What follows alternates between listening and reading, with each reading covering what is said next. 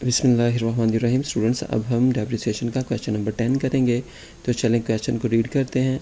Question में बता रहा है show the machinery account under written down value method and for 3 years from the information given below. 3 साल का हमने डेप्रिसिएशन अकाउंट बनाना है। इंफॉर्मेशन गिवन है, मशीनरी की कास्ट बताई हुई है 2 लाख, एस्टिमेटेड लाइफ बताई हुई है 3 साल, रेट ऑफ डेप्रिसिएशन बताया हुआ है 33/3% पर एनम और स्क्रैप वैल्यू बताई हुई है 20,000, 20,000 जो है वो स्क्रैप वैल्यू भी बताई हुई है। तो जब हमें रेट ऑफ डेप्रिसिएशन दिया हो क्वेश्चन में और साथ स्क्रैप वैल्यू भी दी हुई हो तो आप स्क्रैप वैल्यू को इग्नोर कर देंगे। हमें रेट ऑफ डेप्रिसिएशन ही चाहिए होता है, इसी की मदद से हम डेप्रिसिएशन की अमाउंट फाइंड कर लेते हैं।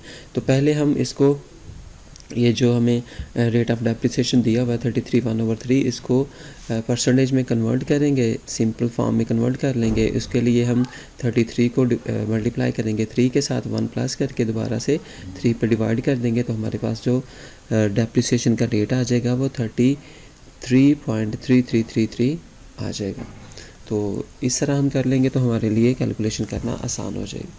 तो हम क्वेश्चन को स्टार्ट करते हैं, इसके सॉल्यूशन को देखते हैं। सबसे पहले मशीनरी का अकाउंट लिख लेंगे, डेट में फ़र्स्ट ईयर लिख लेंगे या स्टार्ट ऑफ फर्स्ट ईयर या बिगनिंग ऑफ फर्स्ट ईयर। पहली एंट्री पास करेंगे डेप्रिसिएशन एसेट को परचेज़ करने की। तो एसेट को परचेज़ करने की एंट्री है asset account debit, bank account credit. Asset debit हो रहा है बैंक की वजह से, तो रेफरेंस में हम बैंक अकाउंट लिख लेंगे। रुपीज़ के कॉलम में हम उसकी अमाउंट लिखेंगे जो कि 2 लाख है। At the end of first year, साल के आखिर में हम जब इसको क्लोज़ करेंगे तो इसकी डेप्रिसिएशन चार्ज करेंगे। रिटर्न डाउन वैल्यू मेथड है, कास्ट के ऊपर डेप्रिसिएशन लेंगे 33.33/100। तो हमारे पास पहले साल की डेप्रिसिएशन आ जाएगी। इस ईयर को क्लोज़ करने के लिए हम जो हमारी कास्ट है उसमें से डेप्रिसिएशन को माइनस करेंगे तो हमारे पास remaining balance, carry down balance, closing balance आ जाएगा। इसी बैलेंस को हम नेक्स्ट ईयर ट्रांसफ़र कर देंगे सेकेंड ईयर में। At the beginning of the second year और start of second year balance BD brought out balance हमारे पास आ जाएगा। इस ईयर को भी हम क्लोज़ करेंगे। क्लोज़ करने के लिए हम डेप्रिसिएशन चार्ज करेंगे। डेप्रिसिएशन ये रिटर्न डाउन वाली मेथड है, तो हम डेप्रिसिएशन लेंगे बैलेंस BD के ऊपर 33.33/100। तो हमारे पास सेकेंड ईयर की डेप्रिसिएशन आ जाएगी। इस ईयर को क्लोज़ करने के लिए हम बैलेंस BD में से डेप्रिसिएशन माइनस करेंगे तो हमारे पास इस ईयर का क्लोजिंग बैलेंस आ जाएगा। तो इसी क्लोजिंग बैलेंस को हम तीसरे साल शिफ्ट करेंगे। शिफ्ट करने के बाद हम देखेंगे कि इस साल मज़ीद कोई ट्रांजैक्शन नहीं हुई तो इस ईयर को भी हम क्लोज़ कर देंगे।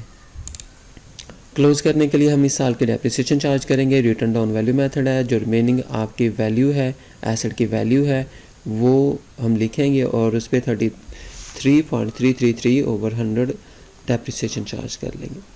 तो क्लोज़ करने के लिए हम बैलेंस BD में से डेप्रिसिएशन की अमाउंट माइनस करेंगे तो हमारे पास क्लोजिंग बैलेंस आ जाएगा, कैरी डाउन बैलेंस आ जाएगा और यही आपका आंसर है। उम्मीद है आपको समझ आई होगी। अगर कोई प्रॉब्लम हो तो आप कमेंट बॉक्स में लाजमी पूछें। एक क्वेश्चन वो ये कि हम कब स्क्रैप वैल्यू को इग्नोर करते हैं, क्वेश्चन में मैंने बताया था, रेसोल्यूशन में मैंने बताया था, तो आपने उसका आंसर कमेंट बॉक्स में लाजमी देना है कि हम स्क्रैप वैल्यू को कब इग्नोर करेंगे। बहुत शुक्रिया, अल्लाह हाफिज़।